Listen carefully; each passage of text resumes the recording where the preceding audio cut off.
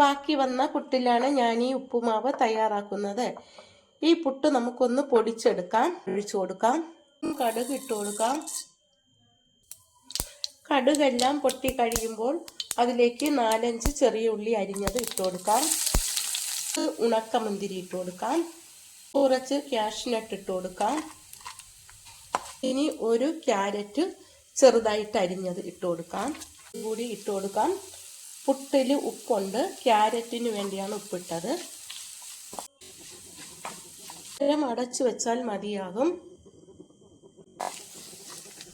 Carrot വെന്ത് വന്നു. ഈ പൊടിച്ചു വച്ചിരിക്കുന്ന പുട്ടിലേക്ക് 1 സ്പൂൺ വെള്ളം കുടഞ്ഞ് ഒന്ന് ഇളക്കി കൊടുക്കണം. അപ്പോൾ നല്ല സോഫ്റ്റായി കിട്ടും. നന്നായിട്ടൊന്ന് മിക്സ് ചെയ്ത് കൊടുക്കാം.